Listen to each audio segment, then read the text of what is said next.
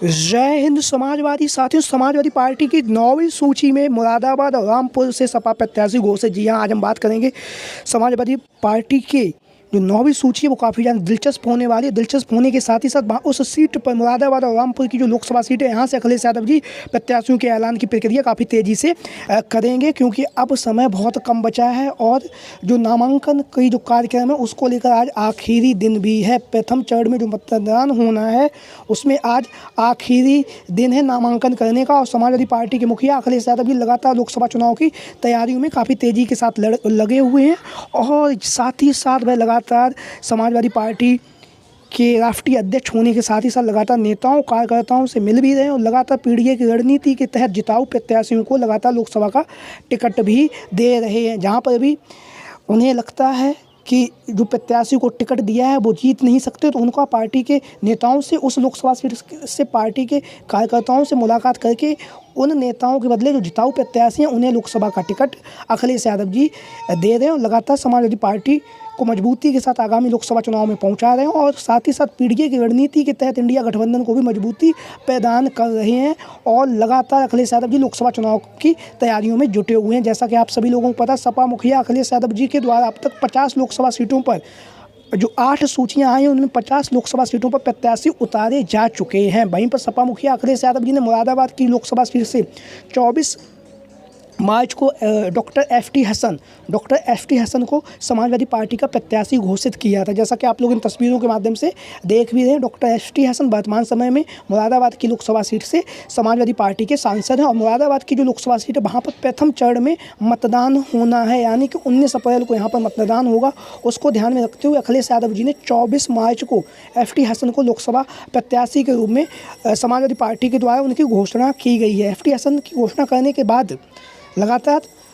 Samajwadi party के जो नेता कार्यकर्ता थे वो लगातार संपर्क साधे हुए थे अखिलेश यादव जी से। और जैसा कि आप लोग अपनी सूची में देख रहे हैं, इस सूची में बिजनौर से जो समाजवादी पार्टी के प्रत्याशी जो थे यशवीर सिंह, उनका टिकट काट के श्री दीपक सैनी को दिया था और वहीं पर मुरादाबाद की लोकसभा सीट से डॉक्टर एफ टी हसन को लोकसभा का टिकट दिया था सपा मुखिया अखिलेश यादव जी। लगातार पीडीए की बात करने वाले अखिलेश यादव जी लगातार पीडीए की रणनीति के तहत आगामी लोकसभा चुनाव की तैयारियों में जुटे हुए हैं और अब तक अखिलेश यादव जी के द्वारा 8 सूचियां जारी की जा चुकी हैं और 9वीं सूची जो जिसको लेकर काफ़ी दिनों से इंतजार किया जा रहा है और इस 9वीं सूची में काफ़ी ज़्यादा हमें बदलाव देखने के लिए मिलेगा। बदलाव ये भी देखने के लिए मिलेगा कि जो मुरादाबाद की लोकसभा सीट है, यहाँ से जो सूत्रों के हवाले से जो खबर आ रही है वो ये है कि मुरादाबाद की जो लोकसभा सीट है यहाँ से एफ टी हसन का जो टिकट दिया था वो काट दिया गया। उनकी जगह पर रुचि बीदा जो समाजवादी पार्टी की दिग्गज महिला नेत्री हैं और लगातार जनता के माध्यम से जनता की आवाज़ भी उठाती हैं, उन्हें मुरादाबाद की लोकसभा सीट से सपा मुखिया अखिलेश यादव जी ने समाजवादी पार्टी का टिकट दिया। इस तरह की खबरें अभी सामने आ रही हैं। वहीं पर आप लोग इन तस्वीरों में देख रहे हैं जो रुचि वीरा हैं, उनके बारे में ये पूर्व विधायक रह चुकी हैं, अध्यक्ष जिला पंचायत बिजनौर की रह चुकी हैं, बिजनौर से संबंधित हैं ये और मुरादाबाद की लोकसभा सीट से सपा मुखिया अखिलेश यादव जी के द्वारा इन्हें समाजवादी पार्टी का सांसद पद के लिए प्रत्याशी घोषित किया गया है। और लगातार इनके जो पार्टी के नेता हैं कार्यकर्ता वो लगातार इन्हें बधाई भी दे रहे हैं और लगातार इन्होंने भी जो मीडिया के चैनल है उनसे बात करते हुए कहा है कि मुझे अखिलेश यादव जी ने मुरादाबाद की लोकसभा सीट से समाजवादी पार्टी का प्रत्याशी घोषित किया है और आज यानी कि आज नामांकन का लास्ट दिन है, 27 मार्च है आज और 27 मार्च को ये इन्होंने कहा है कि 27 मार्च को सुबह ही मैं जाकर अपना नामांकन करूंगी। और अभी तक वहीं हम बात करें मुरादाबाद की लोकसभा सीट से ही जो एफ टी हसन जी थे उन्होंने 26 मार्च यानी कि कल उन्होंने अपना नामांकन भी कर दिया था। और हम बात करें रुचि बीदा को लेकर, रुचि बीदा सपा मुखिया अखिलेश यादव जी के करीबी आजम खान साहब की करीबी हैं और लगातार ये जनता के बीच में पहुँचे, जनता के मुद्दों को भी उठा रहे हैं और लगातार आजम खान साहब लगातार पार्टी को के हितों को लेकर लगातार कार्य कर रहे हैं और लगातार लोकसभा चुनाव में भी वो अपनी मजबूती के साथ निगाह बनाए हुए हैं, क्योंकि आजम खान साहब तो आप लोगों को पता सपा सुप्रीमो स्वर्गीय श्रद्धेय मुलायम सिंह यादव जी के मित्र थे और मित्र होने के साथ साथ संस्थापक सदस्यों में से एक भी रहे हैं आजम खान साहब। तो आजम खान साहब की करीबी रुचि बीदा को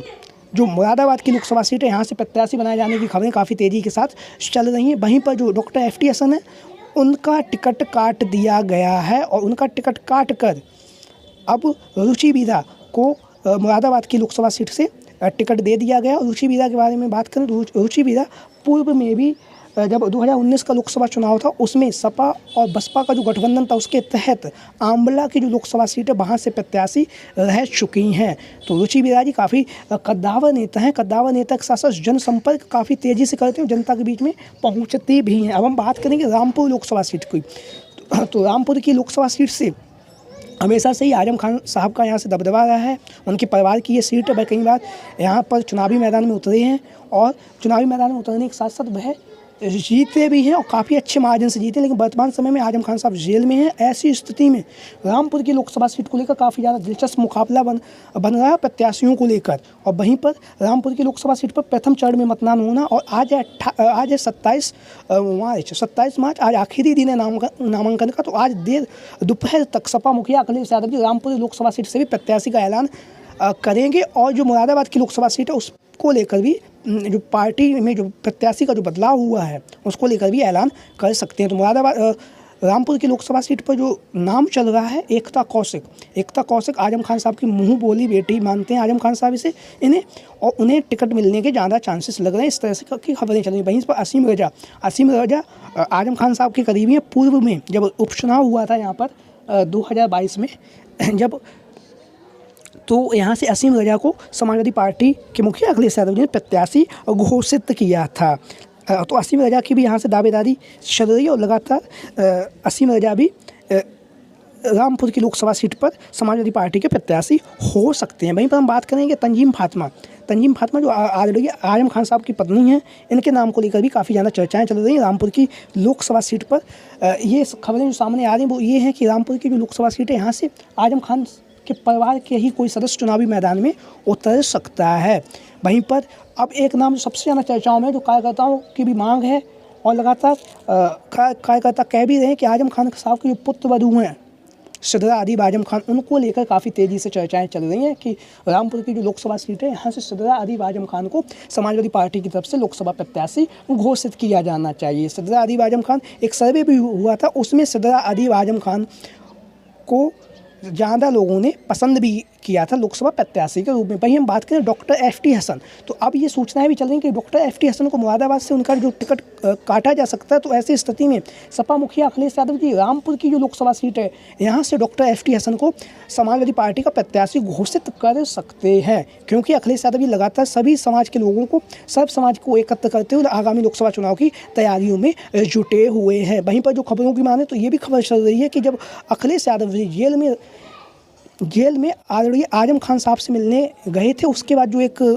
लेटर जारी हुआ जो आजम खान के द्वारा लिखा हुआ बताया जा रहा है, आजम खान ने ये संदेश भेजा है अखिलेश यादव जी को लिए कि आप रामपुर की जो लोकसभा सीट है यहाँ से चुनावी मैदान में